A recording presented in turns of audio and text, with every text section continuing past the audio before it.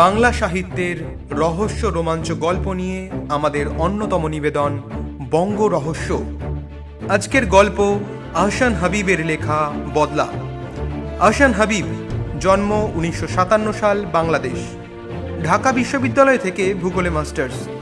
জীবনে প্রথম চাকরি ব্যাংকে, তারপর চাকরি ছেড়ে কার্টুনিস্ট হিসেবে জীবন শুরু করেন।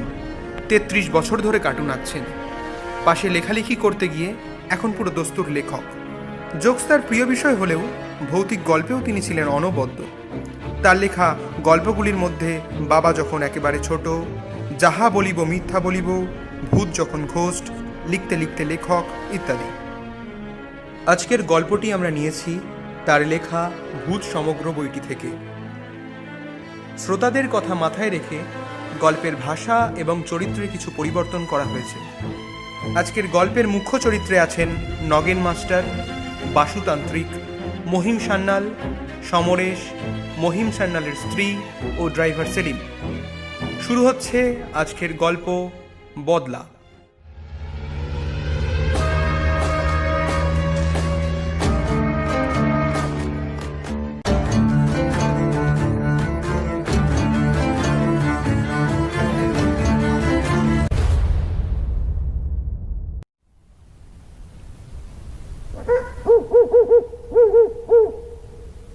ভূত আছে দুই রকমের, খারাপ আর ভালো। আমি খারাপ ভূত হতে চাই। খারাপ ভূত হওয়াই কঠিন। সাধু বাবা, একটা ব্যবস্থা করে দিন দয়া করে। খারাপ ভূত যে আমায় হতেই হবে। সে যে বড় কঠিন কাজ রে। বৃদ্ধ সাধুকে বিশেষ চিন্তিত মনে হয়। প্রেত সাধনা করেছি 60 বছর, কিন্তু তোর মতন এরকম কেউ আসেনি যে ভূত হতে চায়। আচ্ছা, একটা ব্যবস্থা করে দিন বাবা, আপনার কেউ পায়ে পড়ি। খারাপ ভূত হতে গেলে খারাপ মানুষ হতে হয়, কিন্তু তুই কেমন মানুষ ছিলিস সেটা আগে জানা দরকার। আগে ভালো মানুষ ছিলাম, বিয়ে করিনি। স্কুলে অঙ্কের মাস্টার ছিলাম, কখনো কারোর সাথে পাতে ছিলাম না। হঠাৎ একদিন কি হয়ে গেল, চেয়ারম্যান সাহেব একটা মিথ্যা খুনের দায়ে আমায় জেল খাটিয়ে দিল। ফাঁসি হয়ে যেত, কিন্তু যাবজ্জীবন সাজা হলো। সবই তো আপনাকে বলছি সাধু বাবা। ওহ, আমাকে সাধু বাবা বলবি না, কতবার বলেছি তোকে। তাহলে কি বলবো আপনাকে? বাসুতান্ত্রিক বল। আমি বাসুতান্ত্রিক, প্রেত জনি প্রাপ্ত হয়েছি 30 বছর হলো। যাকে সেসব অনেক কথা, তোর ঘটনাটা আবার বল, একটু শুনতে চাই। তারপর আর কি, মিথ্যা মামলায় 14 বছর জেল খাটলাম। বেরিয়ে দেখি আমার জমির ওপর চেয়ারম্যান সাহেবের আলিশান 4তলা বাড়ি। তাই ভাবলাম প্রতিশোধ নেব। মানুষ হয়ে যখন পারবো না, তখন সেই ক্ষমতাটাও তো আমার নেই। তাই ভূত হয়েই প্রতিশোধ নেব। বেশ, তোর বুদ্ধি খারাপ না, কিন্তু এ যে বড়ই শক্ত কাজ রে। খারাপ ভূত হওয়া সত্যি কঠিন কাজ। সেজন্যই তো আপনার চরণে আসা। আপনি যেমন বলবেন ঠিক তেমনই হবে। দেখি তোর হাতটা। মানে? মানে তোর ডান হাতটা দেখা, রেখা বিচার করব। নগেন মাস্টার ডান হাত পাতে, তার দীর্ঘশ্বাস ফেলে চোখ বন্ধ করে। সাধু মনে মনে বিড়বিড় করতে থাকে। কিছুক্ষণ ধৈর্য ধরার পর নগেন মাস্টার ইতস্তত হয়ে বলে, বাবাজি, ইয়ে বাসুতান্ত্রিক, কি বুঝলেন? না না, তোর শিরোরেখা যেখানে পশুভাব আর মনুষ্যভাবকে আলাদা করেছে, তাতে করে বোঝা যাচ্ছে তোর মধ্যে মনুষ্যভাব প্রবল। আগে আগে বুঝলাম না। তোর মধ্যে মনুষ্যভাব কমিয়ে তাতে পশুভাব আনতে হবে, পশুভাব জাগাতে হবে তোর মধ্যে, না হলে হবে না। খারাপ কাজ করবি, তারপর আত্মঘাতী হবি। কি পারবি? অবশ্যই পারবো, পারতে আমাকে হবেই। তবে যা, পরশু রাত মাঘী পূর্ণিমার রাত ঠিক রাত 12টায় চলে আসবি এইখানে। খালি পেটে আসতে হবে, পেটে যেন খিদে থাকে, তীব্র খিদে আর পিপাসা। যা যা, এবার যা। নগেন চলে যায়। অন্যদিকে অতীতের চেয়ারম্যান, বর্তমানের এমপি মহিম সান্যাল তার পরিবারকে নিয়ে তাদের পারিবারিক অনুষ্ঠানের একটি কাজে গ্রামের বাড়িতে এসেছেন। বাবা একটু আসবো? কে, সমরেশ? হ্যাঁ হ্যাঁ হ্যাঁ, এসো বাবা, এসো এসো। মহিম সান্যাল তার এই ছেলেটাকে একটু সমীহ করেন ভেতর ভেতর, বাইরে অবশ্য বুঝতে দেন না সেটা। সমরেশ সাংবাদিকতা করে, আবার মানবাধিকার বিষয়ক ছোট বড় নানান কর্মকাণ্ডের সাথে যুক্ত। অদ্ভুত অদ্ভুত বিষয়ে তার আগ্রহ। কয়েকদিন ধরে গ্রামে ঘুরে বেড়াচ্ছে। থাকে অবশ্য ঢাকায়।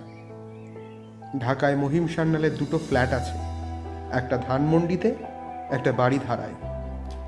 তিনি থাকেন ধানমন্ডিটাতেই। যখন চেয়ারম্যান ছিলেন তখন বেশিরভাগ সময় গ্রামেই থাকতেন। এখন এমপি হবার পর অবশ্য রাজনৈতিক কারণে ঢাকাতে থাকতে হয়। বাবা, হ্যাঁ বলো। তোমার সাথে কয়েকটা জরুরি কথা ছিল। বলো। বলছিলাম যে নগেন মণ্ডল নামে তুমি কাউকে চেনো? ভুরু কুচকে যায় মহিম সান্যালের। মানে নগেন কে? নগেন এই গ্রামের স্কুলের একজন অঙ্কের টিচার ছিল, ভালো লোক ছিল। আজ থেকে 14 বছর আগে তাকে মিথ্যা খুনের মামলায় ফাঁসিয়ে জেলে ঢোকানো হয়, মনে পড়েছে? মহিম সান্যাল ঢোক গিললেন। তুমি তুমি এসব কোথা থেকে পেয়েছো? গত সপ্তাহে নগেন মণ্ডল ছাড়া পেয়েছে। তার জায়গার ওপর আমাদের এই বাড়িটা তুমিই বানিয়েছ। নগেন মাস্টার জেলে ঢোকার পরপর। কি মনে পড়েছে বাবা?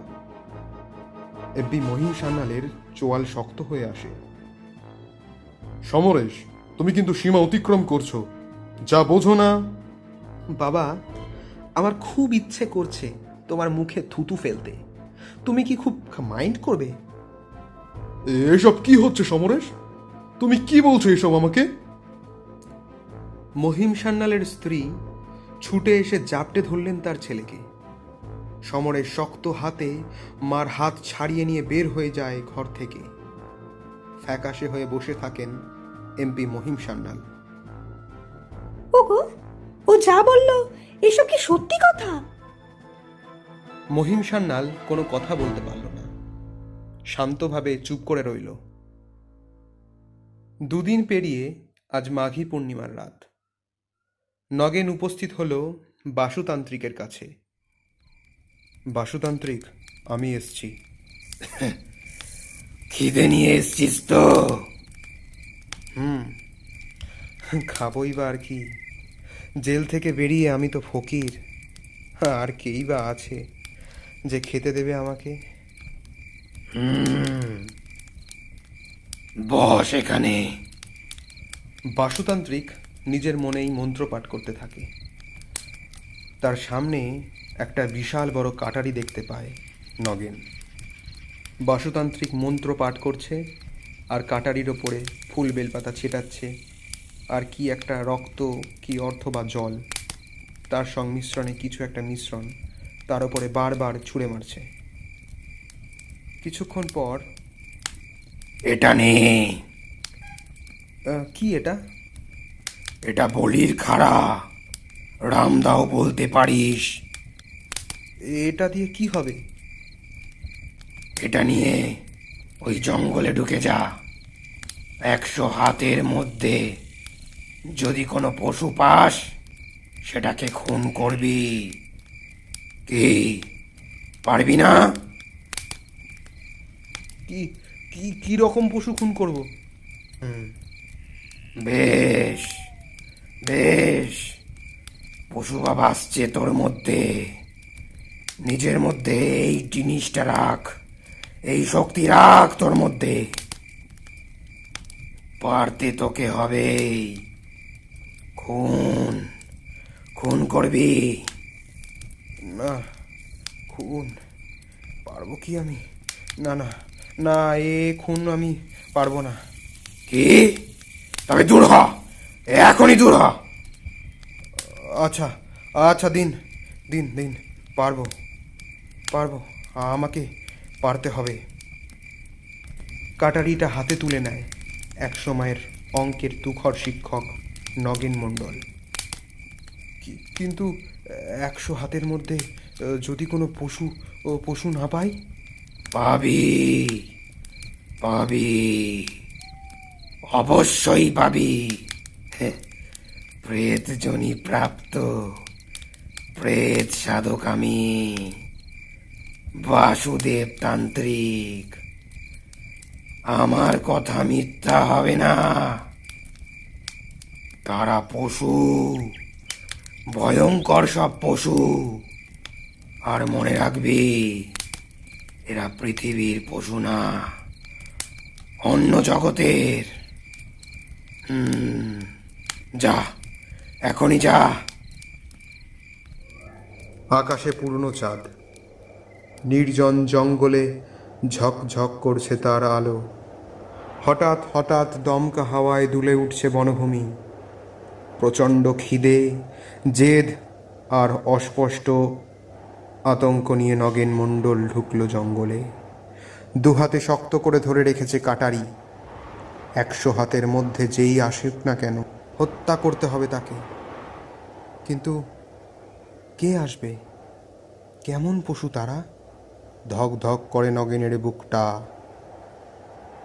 সাধু সব সত্যি বলছে তো?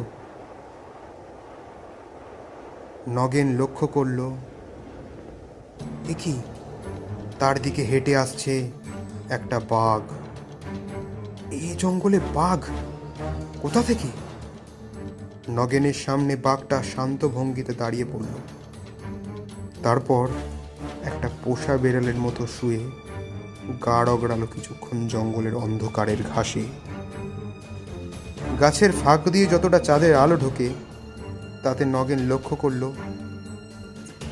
বাঘটা আসলে ঠিক বাঘ না, জেব্রার মতন দেখতে একটা প্রাণী, যেটা আস্তে আস্তে ঘোড়া হয়ে যাচ্ছে। হঠাৎ কি হলো নগেনের? দুহাত তুলে কাটারিটা চালালো তার গলায়। ফিঙ্কি দিয়ে ভিজিয়ে দিল নগেনের পুরো দেহ। তারপর শান্ত চারিদিক, চারিদিক নিস্তব্ধ, কোনো শব্দ আর নেই। কিছুক্ষণ পর নগেনকে রক্তাক্ত কাটারি হাতে টলতে টলতে বের হয়ে আসতে দেখা গেল। বাহ, সাবাস, তোর মধ্যে পশু ভাব এসেছে। তুই পেরেছিস।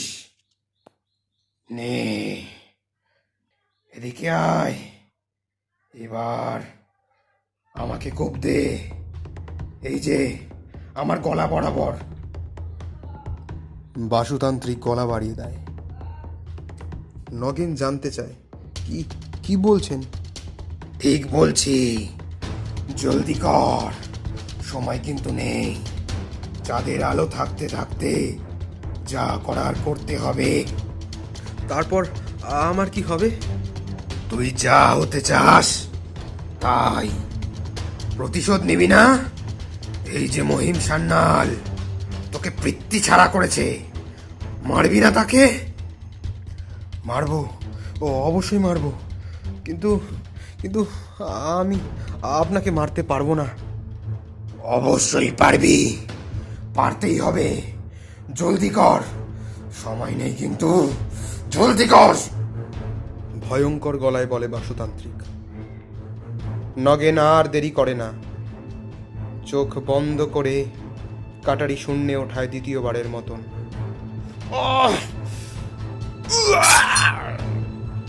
ছিটকে পড়ে বাসুদেবের ছিন্ন মাথাটা, খল খল করে হেসে উঠল। ও হায়, কি অসহায় দৃশ্য!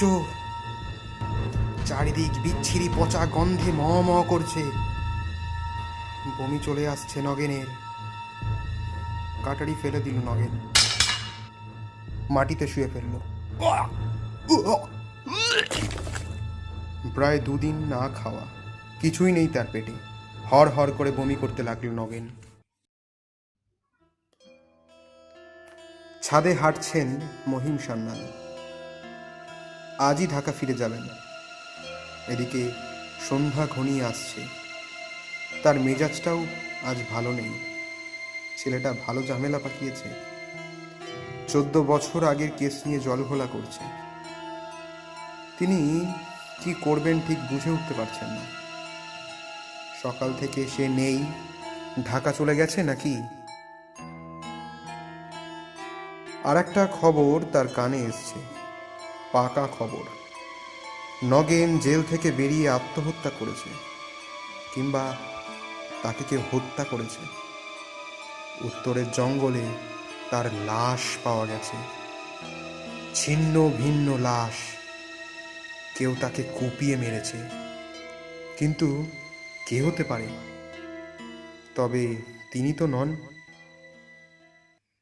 চেয়ারম্যান সাহেব, ভালো আছেন? চমকে পেছনে ফিরে তাকালেন মহিম সান্যাল। তাকে চেয়ারম্যান বলে আর কেউ ডাকে না, সবাই বলে এমপি সাহেব। কে? আমি নগেন, নগেন মণ্ডল। হতচকিয়ে যান মহিম সান্যাল। নগেন যে মারা গেছে, সে যে পাকা খবর। তাহলে এ কে? তুমি কে? কে তুমি? আমি ছিলাম একজন অঙ্কের শিক্ষক, মনে পড়ছে? কি চাও? কি চাই তোমার? কিচ্ছু চাই না, দেখতে আসলাম আপনাকে। বলে এগিয়ে আসতে থাকে নগেন, আর প্রচণ্ড আতঙ্কে পিছিয়ে যেতে থাকেন চেয়ারম্যান অর্থাৎ এমপি। কি চাও? কি চাও তুমি? কিচ্ছু না, কিচ্ছু চাই না আমার, শুধু দেখতে আসলাম আপনাকে। এগিয়ে আসতে থাকে নগেন। মহিম সান্যাল হঠাৎ খেয়াল করেন তিনি যেদিকে রেলিং নেই সেদিকে পেছচ্ছেন। এই কে আছিস? গলা ফাটিয়ে চিৎকার করার চেষ্টা করলেন তিনি, কিন্তু গলা দিয়ে এক ফোঁটা আওয়াজ বেরোল না। ফাটা বাঁশের মতন ফ্যাঁসফ্যাঁসে একটা আওয়াজ বেরোল। এগিয়ে আসছে রহস্যময় লোকটা। এ কি সত্যিই নগেন? চারিদিকে একটা পচা গন্ধ। হঠাৎ পা হরকালো। তিনি তাল সামলাতে চেষ্টা করলেন, পারলেন না। ঝপ করে তলিয়ে গেলেন নিচে। ধর্মর করে উঠে বসলেন মহিম সান্যাল। কি হলো? কি হলো তোমার? তার স্ত্রী অবাক হয়ে তাকান। একটা বাজে স্বপ্ন দেখলাম। হ্যাঁ, কি স্বপ্ন দেখলে? দেখলাম আমি যেন ছাদ থেকে পড়ে যাচ্ছি। ও, টেনশন থাকলে মানুষ এ ধরনেরই স্বপ্ন দেখে। তখন বারবার করে বললাম অবেলায় ঘুমিও না, শুনলে না আমার কথা। বললাম ঢাকা ফিরে যাও, সেটাও শুনলে না। আচ্ছা, তোমার ছেলে কই? ও তো কখন চলে গেছে। না না বলে চলে গেল? তা তো গেলই, মাথায় যে কি ভূত চেপেছে ছেলেটার কে জানে। মহিম ঘোষাল স্থির করল সে আর এক মুহূর্ত এখানে থাকবে না। সেই ভালো, ঢাকা ফিরে যাই আমি, আর এখানে এক মুহূর্ত নয়। কিন্তু কিন্তু তুমি যাবে না? বাড়ির কাজ তো এখনো অনেক বাকি, আমি না হয় সব মিটিয়ে কালই আসবো। আর একটা গাড়ি তো আছে এখানে, তুমি আজই বেরিয়ে পড়ো, সাবধানে এসো, বুঝেছো? বেশ বেশ, তাই করি। সন্ধে 7:30 নাগাদ মহিম সান্যাল গাড়ি নিয়ে বের হলেন একাই।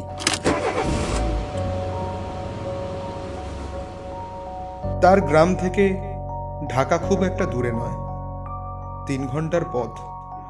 যদি জ্যাম থাকে তবে 4 ঘন্টা লেগে যেতে পারে, তবে আজ মনে হয় জ্যাম হবে না।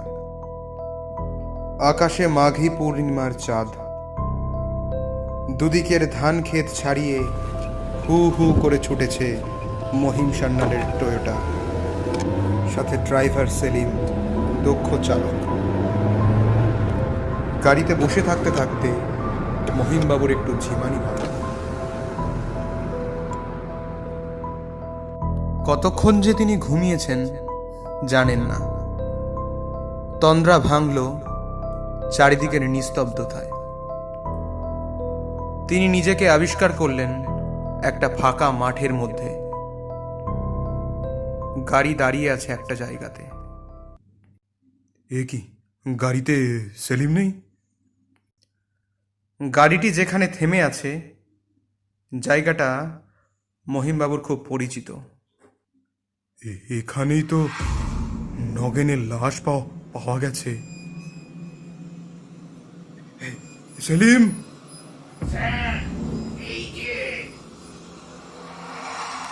মহিমবাবু হতভম্ব হয়ে দেখেন সেলিম একটু দূরে দাঁড়িয়ে প্রাকৃতিক প্রতিকর্ম সারছে। দৃশ্যটা দেখার পর মহিম সান্যাল রাগে ক্ষোভে লাল হয়ে গেলেন। সামান্য একটি ড্রাইভার তার সামনে এভাবে, ছি! এই হারামজাদা! মহিম সান্যালকে পাত্তা না দিয়ে কেমন এক ভঙ্গিতে হেসে ওঠে ড্রাইভার সেলিম। এরপর মহিম সান্যাল তার ব্যক্তিগত রাইফেলটা নিয়ে গাড়ি থেকে নেমে আসেন। এই শয়তান, এসব হচ্ছে নাকি? সেলিমের কাছে এসে তিনি কথাগুলো বলছেন। হঠাৎ তিনি লক্ষ্য করলেন এ কি, সামনের জঙ্গলটা থেকে হামাগুড়ি দিয়ে অনেকগুলো মানুষ বের হয়ে আসছে। এরা কারা? তিনি কি করবেন ভাবছেন, হঠাৎ তিনি লক্ষ্য করলেন তার সামনে সেলিম নেই। সেলিম কখন তার অজান্তে গাড়িতে গিয়ে বসেছে তিনি বুঝতেই সেটা পারলেন।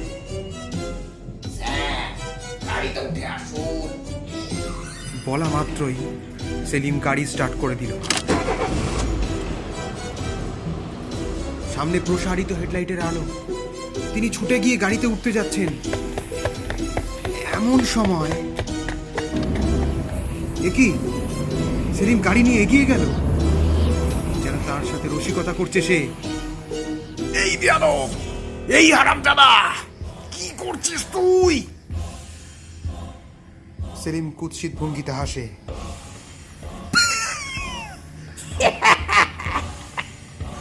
যেন সে হাসি তার নয়, যেন সেলিমের জায়গায় এক পিশাচ হেসে উঠেছে। মহিমবাবু তাকিয়ে দেখেন একটু আগে যাদের মনে হচ্ছিল অনেকগুলো মানুষ হামাগুড়ি দিয়ে এগিয়ে আসছে, তারা মানুষ নয়, তারা কেমন অদ্ভুত এক প্রাণী। ওহ, সে কি অদ্ভুত দৃশ্য! তাকে ঘিরে এগিয়ে আসছে তারা। বৃত্তটা ধীরে ধীরে ছোট হচ্ছে। তিনি হঠাৎ ওদের মধ্যে লক্ষ্য করছেন তার মৃত্যুটাকে। তাদেরকে লক্ষ্য করে তিনি 2 রাউন্ড গুলি চালালেন। তাতে কোনো লাভ হলো না। তারা আবার এগিয়ে আসতে লাগলো। তখন তিনি কি করবেন কিছু বুঝতে পারছেন না। ঠিক সেই সময়, চেয়ারম্যান সাহেব, ভালো আছেন? চমকে পেছন ফিরে তাকান মহিম সান্যাল। তাকে চেয়ারম্যান বলে তো কেউ ডাকে না। কে কে তাহলে? কে কে? আমি নগেন মণ্ডল। হাত পা ঠান্ডা হয়ে আসে মহিম সান্যালের। মুখ দিয়ে আওয়াজ বেরোয় না, কিন্তু তার তখন মনে পড়ে যায় নগেন যে মারা গেছে। তাহলে এ কে? তুমি তুমি আমি ছিলাম একজন অঙ্কের শিক্ষক। মনে পড়েছে? কি কি চাও? কিচ্ছু চাই না, কিচ্ছু চাই না। দেখতে আসলাম আপনাকে। বলে এগিয়ে আসতে থাকে নগেন। সন্ধেবেলার কথা মনে পড়ে যায় মহিম সান্যালের। তিনি আবার জিজ্ঞাসা করেন, কি চাও? কি চাও তুমি? কিন্তু নগেন একই কথা বলে, কিচ্ছু চাই না, সবই তো দিয়ে দিয়েছি আপনাকে, তাই না চেয়ারম্যান সাহেব? নগেন এগিয়ে আসতে থাকে। মহিম সান্যাল হঠাৎ খেয়াল করেন গোল বৃত্ত করে এগিয়ে আসা প্রাণীগুলো থেমে গেছে। তারা আর এগোচ্ছে না। গলা ফাটিয়ে চিৎকার করার চেষ্টা করে মহিম ঘোষা, কিন্তু তার গলা দিয়ে কোনো আওয়াজ বেরোয় না।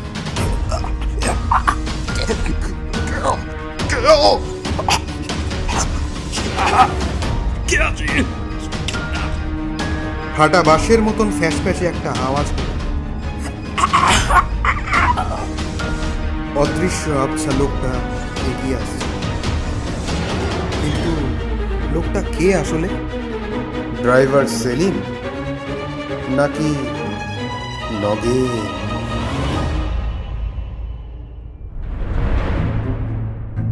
বঙ্গরহস্যে আজ শুনলেন আহসান হাবিবের লেখা বদলা।